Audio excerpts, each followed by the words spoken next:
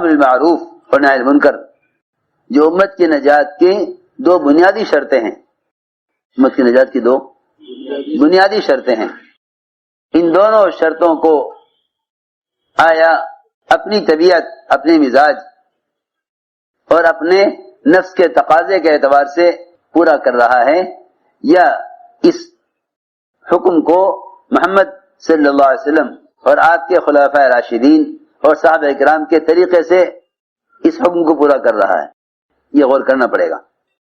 اگر دل میں ذرے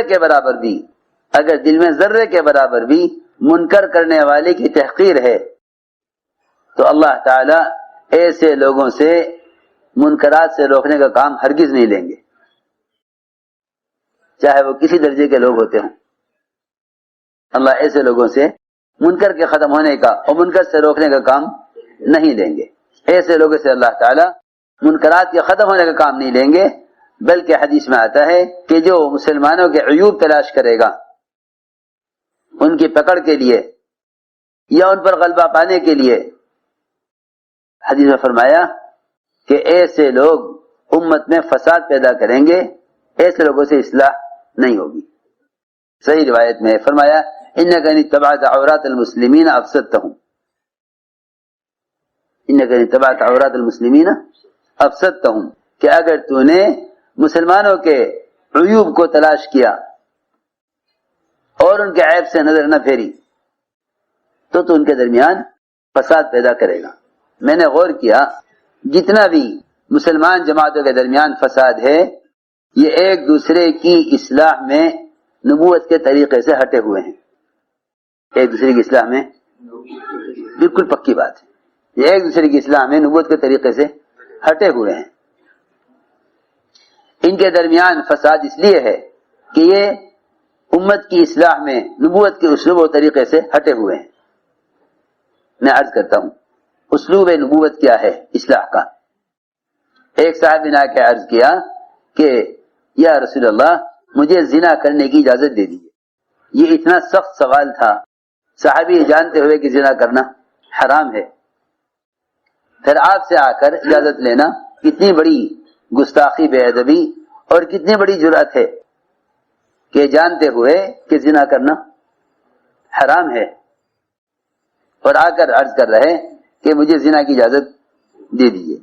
آپ صلی اللہ علیہ وسلم نے ان کے اس سوال پر ان پر کوئی حکم نہیں لگایا، ان پر کوئی ڈانٹ ڈپٹ نہیں کی، ان کو اپنی مسجد یا اپنے ماحول سے نکال نہیں دیا، یا ان کے اس سوال کرنے پر آپ نے ان پر کوئی حکم نہیں لگایا کہ یہ آدمی فاسق ہے یا یہ آدمی فاجر ہے یا یہ شخص برا آدمی ہے، یا لوگوں میں اس کا اعلان کیا ہو کہ بھئی دیکھو فلاں آدمی اتنا برا ہے کہ وہ ہمارے پاس آیا تھا زنا کی اجازت لینے کے لیے۔ آپ صلی اللہ علیہ وسلم نے اس کو بٹھایا اور بٹھا کر یہ فرمایا کہ تم زنا کی اجازت مانگ رہے ہو، اور یقینی بات ہے جس سے بھی تم زنا کرو گے وہ عورت کسی کی بیٹی ہوگی یا کسی کی بہن ہوگی یا کسی کی بیوی ہوگی۔ کہ ہاں یا رسول اللہ بات تو ٹھیک ہے۔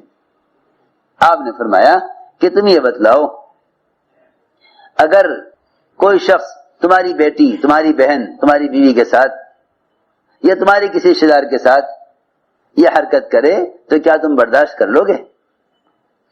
نہیں، ہرگز برداشت نہیں کروں گا، ہرگز برداشت نہیں کروں گا۔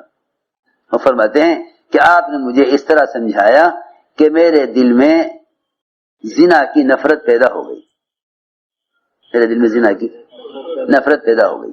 منکر سے روکنا تو ایک بنیادی امر ہے، لیکن اس کے آداب، اس کی شرائط لوگ نہیں جانتے۔ حدیث میں آتا ہے کہ دوسروں کی آنکھ کا اس کو بال اور تنکا نظر آتا ہے، اپنی آنکھ کا شہتیر نظر نہیں آتا، کہ اپنی آنکھ کے اندر تو پورا کھجور کا تنا لیے ہوئے ہے، وہ محسوس نہیں ہو رہا۔ دوسرے کی آنکھ کے اندر اگر اس کی پلک کا بال ٹوٹ کر آنکھ میں چلا گیا تو دوسرے کی آنکھ کا بال اس کو نظر آ رہا ہے، کیونکہ بات یہ ہے کہ جب مزاج یہ بن جائے کہ دوسروں کی خرابیاں دیکھو اور ان کی اصلاح کرو، تو سمجھتے تھے اس کام سے وہ لوگ محروم ہوں گے جو دوسروں کی اصلاح کا ارادہ کر لیں گے. حدیث میں آتا ہے دوسروں کی اصلاح کرنے والے کا غم کبھی ہلکا نہ ہوگا اور اس کی رنجش کبھی دور نہ ہوگی، اس کی الجھن کبھی ختم نہ ہوگی. حدیث میں آتا ہے یہ دوسروں کی اصلاح کا ارادہ کر لے گا، اس کی رنجش اور اس کا غم کبھی ختم نہ ہوگا اور اس کی الجھن کبھی دور نہ ہوگی. اس لیے سمجھنا چاہیے کہ آخر یہ دو امر بنیادی جس کے بغیر امت کو نجات نہیں ہے، یہ تو قرآن نے کھول کے کہہ دیا، جس کے بغیر امت کو نجات نہیں. آیا اس امر معروف اور نہی منکر کا مصنون طریقہ کیا ہے؟ حضور اکرم صلی اللہ علیہ وسلم کی مجلس میں، آپ کی مسجد میں ایک دیہاتی نے پیشاب کیا، ایک دیہاتی نے آپ کی مسجد میں پیشاب کیا. صحابہ دوڑے روکنے کے لیے، آپ نے فرمایا کہ اس کے پیشاب پورا کرنے دو. مسجد میں پیشاب شروع ہی کیا تھا اس نے، اگر روک دیتے مسجد زیادہ ناپاک نہ ہوتی. فرمایا نہیں، یہ وقت منکر سے روکنے کا نہیں ہے، یہ وقت منکر سے روکنے کا نہیں ہے، کیونکہ اس وقت اس کو منکر سے روکنا اس کو مشقت میں ڈالنا ہے. اگر تم اس کی اصلاح چاہتے ہو تو معاملہ شفقت کا کرو، معاملہ شفقت کا کرو.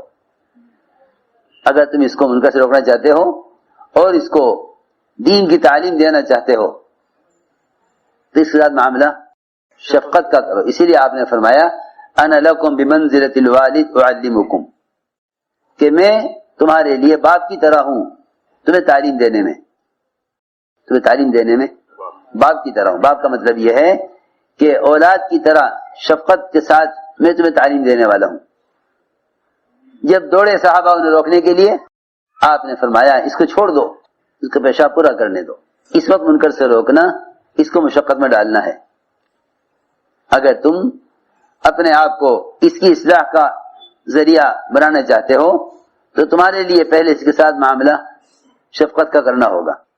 چنانچہ آپ نے صحابہ کو روک دیا اور اس کو پیشاب کرنے دیا. اگر یہ پیشاب روکے گا تو اس کے پیشاب میں بند پڑے گا، تکلیف ہوگی. ایک مسلمان کو تکلیف دینا اگرچہ وہ خلاف شریعت عمل کر رہا ہے، ایک مسلمان کو تکلیف دینا اگرچہ وہ خلاف شریعت عمل کر رہا ہے، یہ اس کے گناہ سے بھی زیادہ بڑا گناہ ہے، اس کے گناہ سے بھی زیادہ بڑا گناہ ہے. آپ صلی اللہ علیہ وسلم تو اپنے سامنے حدود کا قائم کرنا بھی برداشت نہ کرتے تھے. آپ فرماتے تھے صحابہ سے کہ اگر کوئی شخص حد کو پہنچ جاوے، ہمارے پاس لانے سے پہلے ہی معافی تلافی کر کے معاملے کو ختم کر دیا کرو، معاملے کو ختم کر دیا کرو. ہمارے پاس معاملہ آ جائے گا تو ہمیں اللہ تعالیٰ کی حدود کو قائم کرنا پڑے گا. تم ہمارے پاس معاملہ لاتے ہی کیوں ہو؟ پہلے ہی نمٹا کر ختم کیوں نہیں کر دیتے؟ کسی کے منکر کو ہلکا کر کے اور اس کو معافی کی طرف لانا، یہ ہے امت کو دین سکھلانے کا طریقہ. آپ صلی اللہ علیہ وسلم نے پہلا کام تو یہ کیا کہ صحابہ کو آپ نے منع کر دیا اس کو روکنے سے. جو پیشاب پورا کر چکا تو آپ نے اس کی غلطی کو صحابہ کے درمیان چھوٹا بنایا. یہ نہیں کہ آپ اس وقت ایک مسلمان کی ذلت اور مسجد کی عزت بیان کرتے. آپ نے تو فرمایا کہ ایک مسلمان کیسا بھی ہو اس کا مقام بیت اللہ سے اونچا ہے. حضرت فرماتے تھے جس طرح بیت اللہ کو عظمت کی نظر سے دیکھتے ہو، ایک مسلمان کو بیت اللہ سے بھی زیادہ عظمت کی نگاہ سے دیکھا کرو. ایک مسلمان کو بیت اللہ سے بھی زیادہ عظمت کی نظر سے دیکھا کرو. جتنی تعظیم بیت اللہ کی کرتے ہو اس سے زیادہ تعظیم ایک مسلمان کی کرنی چاہیے. کیوں کہ ایک مسلمان کا مقام بیت اللہ سے اونچا ہے. ایک مسلمان کا مقام بیت اللہ سے کہیں اونچا ہے. آپ نے تو بیت اللہ کو مخاطب کر کے فرمایا حدیث میں،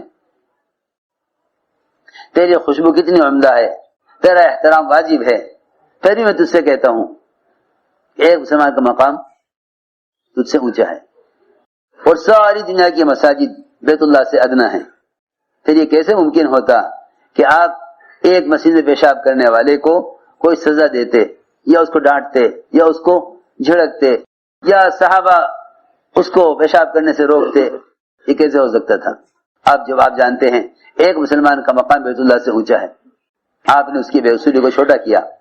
فرمایا صحابہ سے کہ یہاں ایک ڈول پانی کا بہا دو. یہ فرمایا شنو علیہ دربم من ماء، ایک پانی کا ڈول یہاں بہا دو. صحابہ پانی بھر کے لائے ڈول میں، وہاں پانی بہا دیا، مسجد پاک ہو گئی. مسجد پاک ہو گئی.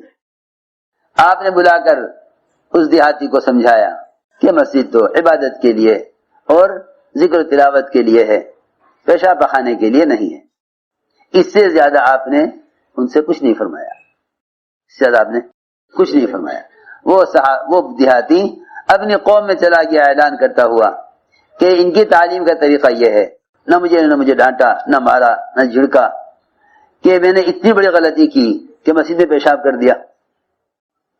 میں عرض کر رہا تھا کہ اس زمانے میں لوگوں کو اس کا تو غم ہے کہ دین کا نقصان ہوگا، حالانکہ اللہ تعالیٰ جس طرح قرآن کے محافظ ہیں، خدا کی قسم اللہ تعالیٰ دین اور دعوت کے بھی محافظ ہیں.